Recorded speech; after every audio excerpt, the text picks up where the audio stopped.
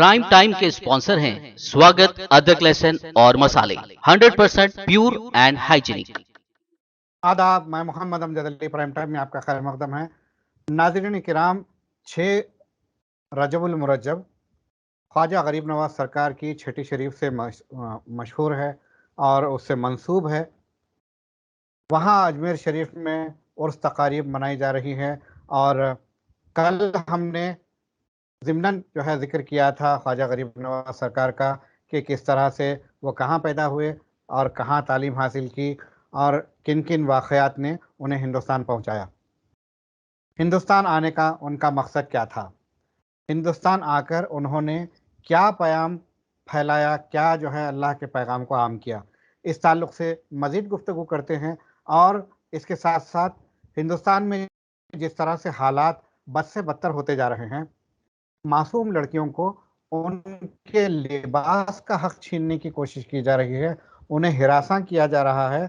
आज ही की बात है, एक तन्हा बुर्ख़ापोश स्टूडेंट लड़की को बहुत सारे दर्जनों भगवा गुंडे उसका पीछा करते हैं और उसे हरास करने की कोशिश करते हैं और राम के नाम पर नारे लगाए जाते हैं, मगर राम का पैगाम ये लोग नहीं पहुंचा रहे हैं। राम की ज़िंदगी इन्हें मालूम ही नहीं है और राम किस किस्म के जो है शख्सियत थे, उन्हें पता ही नहीं। अगर पता होता तो अपने आप को उनके जैसा बनाने की शायद ये कोशिश करते और हिंदुस्तान के हालात इस तरह से ख़राब नहीं होते। पॉलिटिकल हैंडीवर्क है ये, ऐसा लगता है। और ये जो स्टूडेंट्स हैं, ये जो गुंडागर्दी कर रहे हैं, ये पॉलिटिशियंस के आला-ए-कार बन रहे हैं और आज ये दंगाई बन रहे हैं। कल ये दंगाई अपने घर वालों का अमन-चैन बर्बाद करने वाले हैं। ये बात याद रख लीजिए।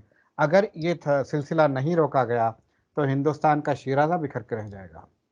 तो हम इस ताल्लुक़ से आज बात करेंगे। हमारे साथ मौजूद हैं मौलाना सैयद तनवीर खुदानुमाई साहब, जो कि साबिक़ा प्रोफ़ेसर शोबे फ़ारसी हैं जामिया उस्मानिया के और दर्स व तदरीस का भी सिलसिला सूफ़िया एकेडमी के जो है बानी हैं और ये जो है दर्स मौलाना रूम की जो तफ़सीर है, मसनवी मौलाना रूम, ये जो है देते हैं। इसके अलावा भी बहुत सारी ख़िदमत इनकी हैं। तो तनवीर खुदानुमाई साहब से बात करते हैं। प्रोफ़ेसर साहब, आपका बीबीएन चैनल पर खैर मकदम है। बहुत बहुत शुक्रिया आपको। सलाम। आपने अपने चैनल पे आज 6 रजब हुजूर ख्वाजा आज़म ख्वाजा मोइनुद्दीन चिश्ती अजमेरी रहमतुल्लाहि ताला अलैह के उर्स के मौके पर याद किया। आपका बहुत बहुत शुक्रिया। जी, जो गरीब नवाज सरकार का आने का, हिंदुस्तान आने का मकसद क्या था और हिंदुस्तान में ये क्या पैगाम पहुंचाने के लिए आए थे? अ, आप सब तक, सुनने वालों तक, जिसमें तमाम मुल्क के लोग हैं, तमाम तबक़ात हैं, मुसलमान हैं, गैर मुस्लिम हैं, बिछड़ी हुई जातियाँ हैं, अक्सरियत है, अक़लियत है, क्रिश्चियंस हैं, सभी सुनने वाले हैं। उन सब की खिदमत में हुज़ूर गरीब नवाज़ की आज छठी की मुबारकबाद पेश करता हूँ। आपने जो तमहीदन जो बातें कही हैं उसमें 6, 7, 8 सवाल आ गए हैं। तो पहला सवाल, दूसरा, तीसरा, चौथा तरतीब तो मैंने लिख के नहीं रखा, लेकिन मैं शुरू करता हूँ। हुज़ूर गरीब नवाज़ ये सजिस्तान संजर मुकाम है, वहाँ पैदा हुए, वहीं इब्तिदाई तालीम हुई। पहले जैसा कि रिवाज था, बच्चे माँ बाप के पास सीखते थे, पढ़ते थे, फिर उस्तादों के हवाले कर दिए जाते थे, फिर तरीक़त का रास्ता अपनाते थे।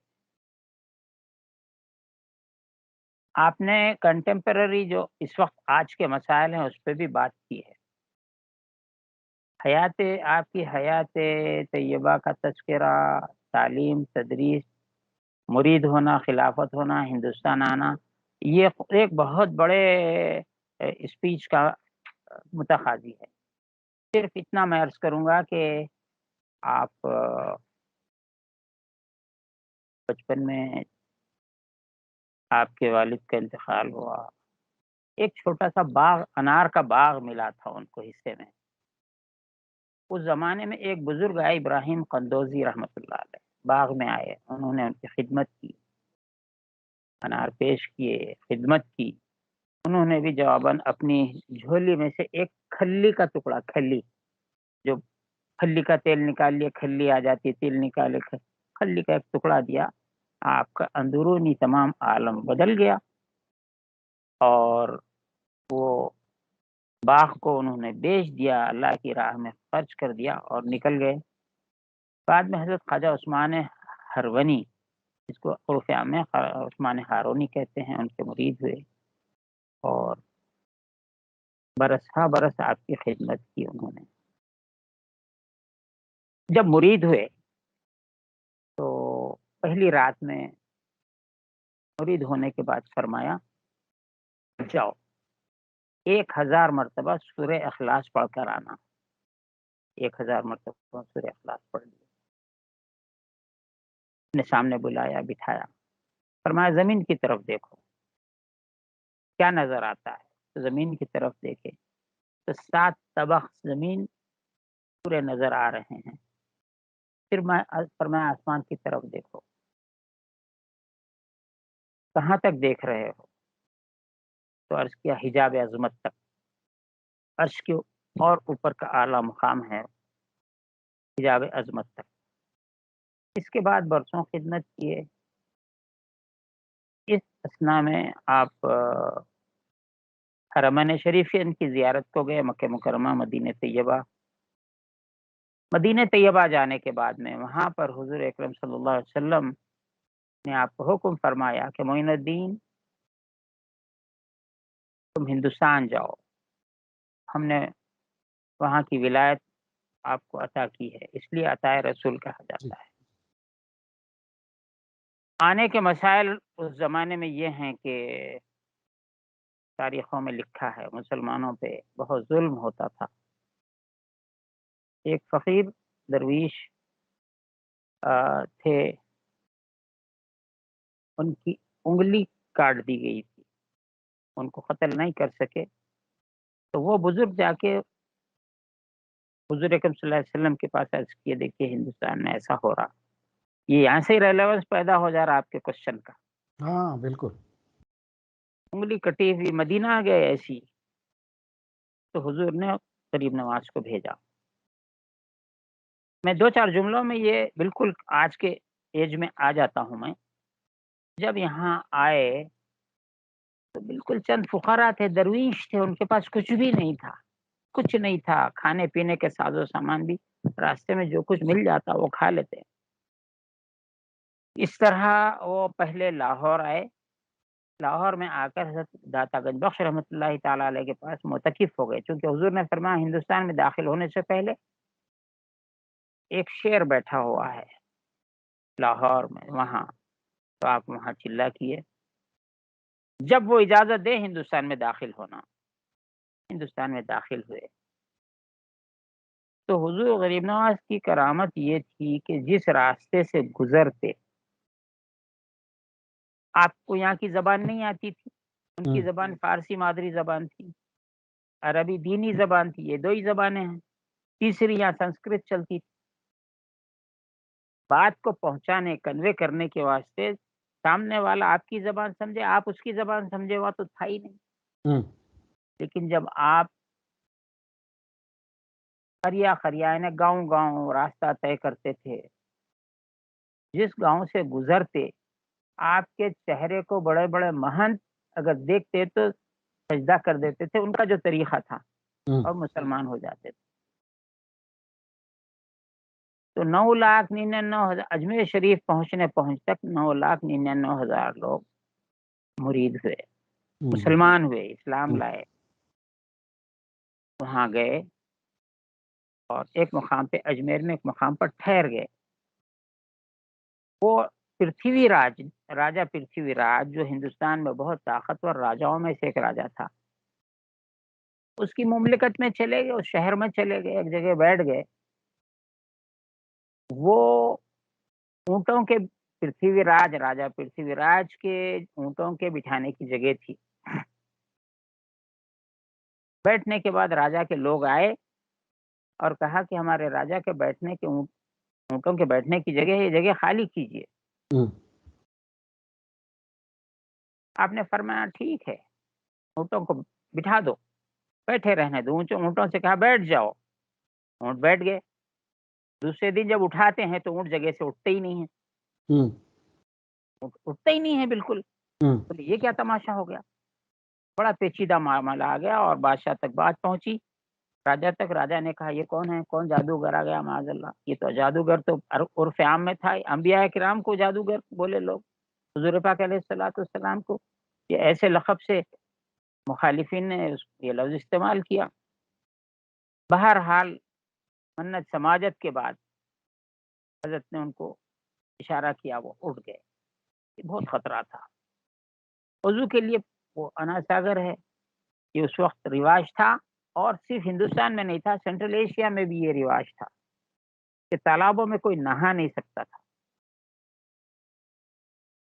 پہر کا بھی یہ گئے وضو کرنے کے لیے، نہانے کے لیے، تو ہمارا جو ہے تالاب خراب ہو گیا، پوتر تھا، فلاں تھا. تو بولے ایک لوٹا پانی لا لو، لوٹا دے کے بھیجے.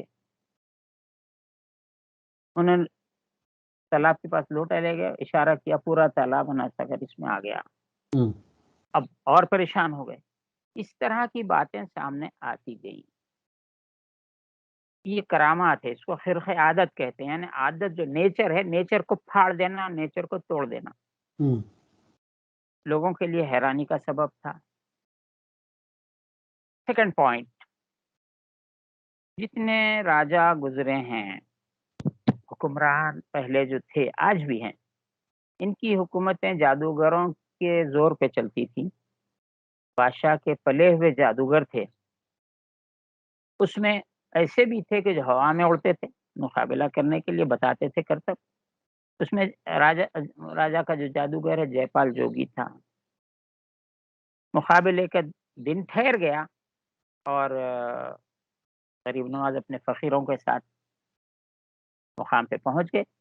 جادوگر کرتب بتانے لگے. غریب نواز نے اپنے اطراف ایک لکڑی سے لکیر کھینچ دیا اور اپنے لوگوں کو اندر لے لیا. وہ کرتب بتاتا تھا. آسمان میں جے پال جوگی جب اڑنے لگا تو ادھر اب غریب نواز نے اپنے کھڑاؤں کو حکم دیا جاؤ، اشارہ کیا. وہ اس کے سر پہ مارنے لگے اور زمین پہ آ گیا. وہ بعد میں وہ شخص مسلمان ہو گیا. اب میرا معروضہ یہ ہے، آج جو لوگ یہ سنتے ہیں تو آج کہیں کو نہیں ہو رہا، آج کہیں کو نہیں ہو رہا، آج کوئی کرامت ظاہر کہیں کو نہیں ہو رہی. چونکہ لوگ لفظ کرامت کا منکر کرا دیے ہیں. معجزوں کو خود مسلمانوں کے درمیان کئی طبقے معجزوں کا انکار کرتے ہیں. ہندوستان میں ٹاپ کے لوگوں میں سر سید احمد خان تھے، معجزے کا انکار کرتے تھے. جی انشاءاللہ اس کی وجہ کیا ہے اپن اگلی نشست میں بات کریں گے. اب میں یہ جاننا چاہوں گا، حالات جب ایسے ہوتے ہیں، اب آ گیا، حالات میں جب اسی پہ آ خراب گیا، ہوتے ہیں، جی جی اسی پہ آ گیا. کیونکہ وقت بہت کم ہے. جی ہاں، یہاں پر ہوا یہ کہ اب غریب نواز نے کیا نسخہ دیا تھا کہ لوگ 100-200 گاؤں کے بعد ایک آدمی رہتا تھا، تعظیم کرتے تھے، احترام کرتے تھے مسلمان کا، اور باعث برکت تھا. آج کیا ہو گیا؟ اب کیوں نہیں ہے وہ؟ خانخواہوں کو یہی چاہیے، امن و امان قائم کرنے والی ہیں خانخواہیں. نفرت اور ہتھیار سے خانخواہوں میں کام نہیں چلا، یا لوگوں نے دلوں کو فتح تلواروں سے نہیں کیا، ان کے اخلاق سے کیا، ان کی دعاؤں سے کیا. آج جو نفرت پھیل گئی ہے، اتنے اخبارات میں اور سوشل میڈیا میں اتنے واقعات آ رہے ہیں کہ ہم تصور نہیں کر سکتے ہیں. ایسا سمجھ میں آتا ہے کہ ہم دنیا میں ہیں یا نہیں ہیں. اتنی گڑبڑ عام ہے، حکومت کا کسی چیز پہ کنٹرول نظر نہیں آتا. سوشل ایکٹیوسٹ، سوشل ریفارمرز عاجز ہیں لوگوں کو سمجھانے سے. عدالتیں حکم دے رہی ہیں، اس کو نہ حکومت کے کئی مقامات پہ دیکھا گیا ہے وہ آرڈر کو نہیں مانتے، آرڈر کو نافذ نہیں کر سکتے. اور حکومت بھی تماشا ہی ہے، سب کو یہ شکایت. اب ہم یہ بتانا چاہتے ہیں کہ ایسے سچویشن میں جبکہ آپ کا حامی کوئی نہیں ہے، مددگار کوئی نہیں ہے، آپ کیا کریں؟ ہمارے پاس حضور صلی اللہ علیہ وسلم کی سیرت طیبہ میں کچھ واقعات مل جاتے ہیں جو ایسے وقت میں جبکہ آپ بے یار و مددگار ہو. یہ تو لڑکی چند غنڈوں میں پھنسی ہے، لیکن حضور صلی اللہ علیہ وسلم کے کاشان اقدس یعنی آپ کے گھر مبارک گھر کو ہر قبیلے کا ایک ایک نوجوان تلوار لے کے ٹھہر گیا تھا ہجرت کی رات میں کہ نکلتے ماریں گے، تمام قبیلے مل کے ماریں گے تاکہ کسی ایک کا نام نہ آئے. وہ ایک موقع ہے ہمارے پاس جب بے یار و مددگار بظاہر جو بات ہوتی ہے یہ سیرت کی تمام کتابوں میں ہیں اور قرآن مجید کی آیتوں سے اس کی طرف نشاندہی ہوتی ہے. ہوا یہ ہے کہ حضور پاک صلی اللہ تعالی علیہ وسلم نے حضرت علی کو اپنے بستر پہ سلا دیا. یہ اطلاع ہو چکی تھی کہ یہ لوگ صبح گھیرنے والے ہیں اور ہجرت ہونے والی ہے. اب وہاں پر آپ جب حضور باہر نکلے اپنے بستر پہ حضرت علی کرم اللہ وجہہ کو سلا دیے، امانتیں دے دیے ہجرت کے لیے مدینہ جانے کے واسطے. جب گھر سے آپ نکل رہے تھے ایک مٹھی کنکر اٹھائے ریتی اور سورہ یاسین کی ابتدائی آیتیں پڑھتے ہوئے نکلے. بسم اللہ الرحمن الرحیم یاسین والقرآن الحکیم انک لمن المرسلین پوری فہم لا یبصرون تک لا یبصرون فہم لا یبصرون وجعلنا من بین ایدیہم سدا ومن خلفہم سدا فاغشیناہم فہم لا یبصرون. یہ کہہ کر وہ ریتی آپ نے سامنے پھینک دی اور بڑے اطمینان سے آپ نکل گئے.